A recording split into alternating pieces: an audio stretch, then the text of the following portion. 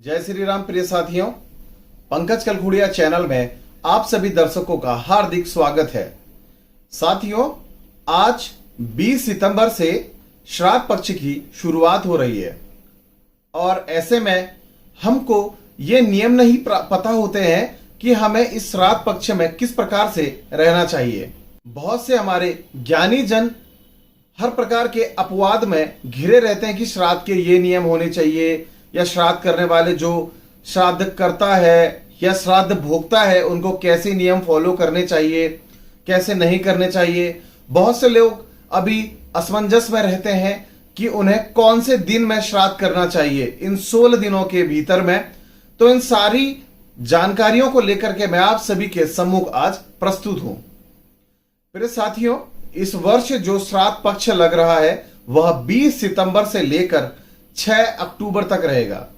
इन 16 श्राद्धों में आप सभी को मैं पहले तो जानकारी यह दूंगा कि श्राद्ध करने वाले व्यक्तियों के लिए क्या नियम होते हैं, किस प्रकार से श्राद्ध करने चाहिए, और साथ ही में कौन से वो 4 लोग होते हैं जिनको श्राद्ध का भोजन देने पर हमारे पितरों तक उस श्राद्ध के भोजन का भोग लगता है। श्राद्ध भोक्ता जो होते हैं उनके लिए जो नियम है, श्राद्धकर्ता के अलावा वह श्राद्ध के दिन कहीं और भोजन नहीं कर सकते हैं। उन्होंने अगर कभी भी बीच में भोजन इत्यादि कुछ भी अगर मांगना है तो वह इशारों से ही बोल सकते हैं। भोजन करने के मध्य में अपनी वाणी को प्रयोग में नहीं लाना चाहिए। साथ ही में श्राद्ध भोक्ता जो होते हैं उन व्यक्तियों ने श्राद्ध के दिन कभी भी नारी पक्ष से दूर रहना चाहिए। साथ ही में उन्होंने जब भोजन करना चाहिए तो वह थाली या तो कांसे की, चांदी की या फिर पलाश के पत्ते की होनी चाहिए। साथियों, इस दिन पूर्ण ब्रह्मचर्य का पालन करना चाहिए और साथ ही में किसी को इस दिन दान नहीं देना चाहिए। मेरे साथियों, इस दिन किसी की प्रशंसा या निंदा नहीं करनी चाहिए। अब कुछ नियम जो श्राद्ध कर्ता के लिए, जो लोग श्राद्ध करते हैं वह क्या होते हैं। इस दिन श्राद्ध कर्ता को अपने बाल, दाढ़ी, नाखून इत्यादि नहीं काटने चाहिए। साथ ही में तेल मालिश इत्यादि भी नहीं करवानी चाहिए।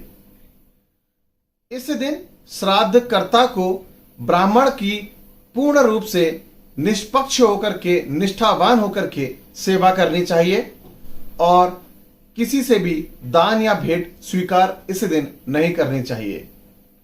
श्राद्धकर्ता के लिए यह नियम है कि पूर्ण श्राद्ध हो जाने के बाद ही वह भोजन ग्रहण कर सकता है और साथ ही में उस दिन वह कहीं अन्य स्थानों में पहुंचकर या रहकर भोजन नहीं कर सकता। यह श्राद्धकर्ता के लिए नियम है। तो मैंने आपको बताया कि श्राद्धकर्ता और श्राद्ध भोक्ता के लिए क्या नियम होते हैं श्राद्ध पक्ष में। अब मैं बताऊंगा कि कौन वह 4 लोग हैं जिनको अगर हम भोजन कराएं या भोग दें तो हमारे पितरों तक वह भोग पहुंचता है। प्रथम हमारी गौ माता। गौ माता में सभी देवी देवताओं का निवास होता है और सारे पितृ हमारी गौ माता की सेवा करने से खुश हो जाते हैं। तो गौ माता को इस दिन भोग कराना चाहिए। उस भोग को लगाने के बाद यह भोग आपके पितरों तक अवश्य पहुंचता है।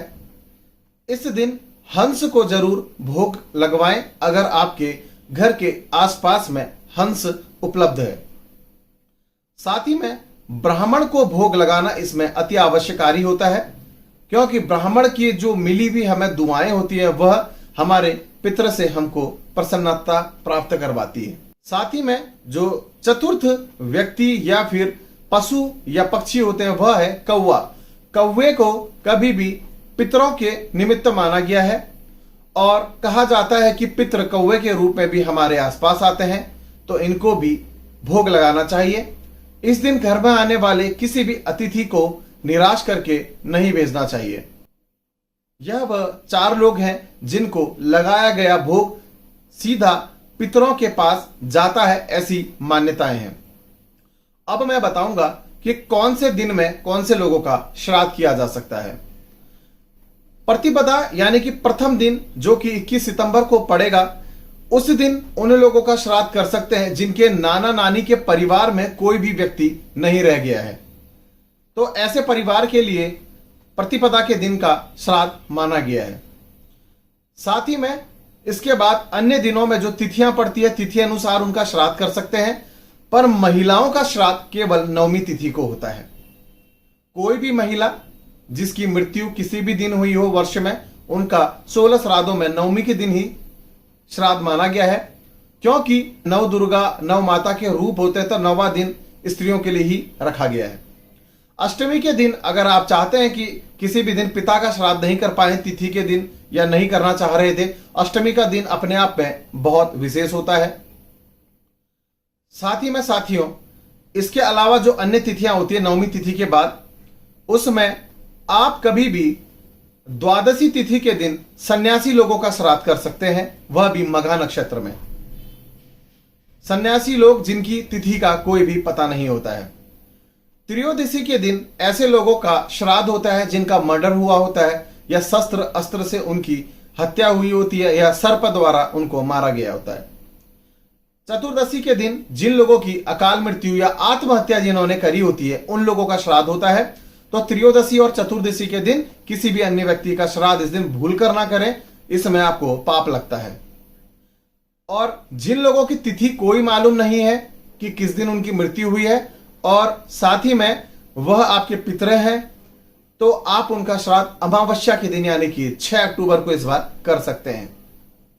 तो साथियों, जो मैंने आपको प्रोसेस बताया है, इसके ऊपर आप विशेष रूप से ध्यान से इन नियमों का पालन करते हुए अपने पितरों के निमित्त श्राद्ध को पूर्ण करें, और आशा करता हूं कि आप सभी के पितृ आप सभी से प्रसन्न जरूर रहेंगे। आज के हमारे वीडियो में बस इतना ही। धन्यवाद और जय श्री राम।